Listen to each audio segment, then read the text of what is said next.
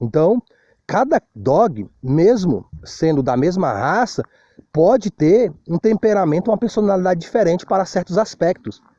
Então não quer dizer que o dog venha de uma ninhada, de um pedigree, de dogs campeões na função de guarda e proteção, ou de temperamento, comportamento, mais a menos ou mais agressivo, que todos os boxes que nascer daquela ninhada vão ter a mesma pegada. O pedigree vai estar dando a mesma informação a respeito de todos, mas não quer dizer que todos ali sejam o que está dizendo o pedigree. Então todos ali do pedigree vão falar que são iguais, por causa da linhagem dos pais. Mas há aspectos diferentes de filhote para filhote, de dog para dog, ainda que o adestramento correto funcione para todos. Beleza? Então fica aí essa meditação. Você adquirir um dog com pedigree, beleza, bacana. Mas só o pedigree não é garantia de um bom temperamento e de um bom comportamento futuro do dog. Isto vai depender principalmente daquilo que você entende ou não sobre manejo, adestramento e psicologia canina. Baruch, aqui!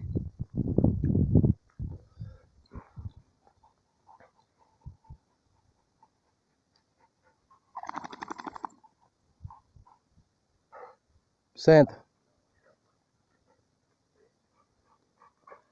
Parece triste? Dog Box Baruch, dog de guarda e proteção. Falou com Deus, tudo de bom.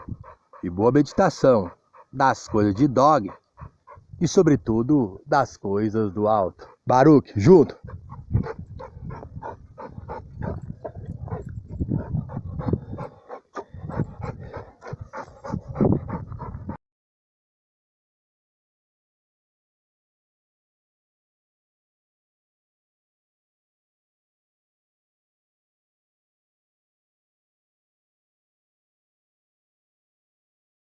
Que até aquela oração que fala assim,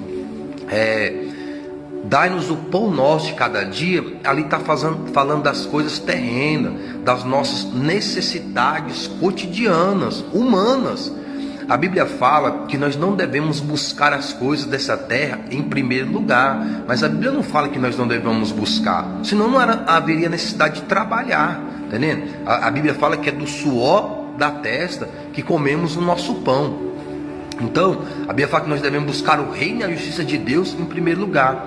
O que é o reino e a justiça de Deus em primeiro lugar? É a salvação da nossa alma. Por que adiantou me ganhar o mundo todo, ficar rico, comer tudo que quiser, vestir a roupa que quiser, calçar o sapato que quiser, ter tantas vitórias materiais e no fim passar a eternidade toda no inferno? Então, quando fala buscar o reino, a justiça em primeiro lugar, é a salvação da alma, que vem pela confiança em Cristo como único Senhor e Salvador, se arrependendo dos pecados, confessando a Cristo que você é um pecador e que você precisa de Cristo para ser liberto do pecado, para ser salvo do pecado, para ser curado do pecado, porque o pecado, ele escraviza tanto enfermidades e doenças físicas, como psicológicas, como traumas na alma. Então o Senhor Jesus veio para libertar, curar e salvar o pecador, tanto fisicamente como materialmente, como sobretudo espiritualmente. Mas aqui, quando eu falo materialmente, não é a ambição de ser rico,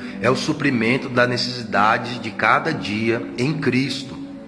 Então, quando você vê um pregador ele pregando, a denominação dele pregando, falando de santidade, falando de retidão, como se ele fosse melhor do que os outros, como se a denominação dele fosse melhor do que os outros, observe se tem os milagres lá, observe se tem os prodígios, observe se tem as maravilhas, observe se tem os dons do Espírito Santo, porque senão pode não somente passar simplesmente de um hipócrita, porque os fariseus, saduceus, eles pregavam a lei, eles discursavam, mas não tinham os milagres, não tinham os prodígios, não tinham as maravilhas, porque eles não criam no que eles estavam falando, era só da boca para fora. E eles tinham aparência, eles tinham oração, eles tinham uma aparência de santidade no modo de vestir, mas não tinham os milagres de Deus. Aquilo ali era só para escravizar o povo.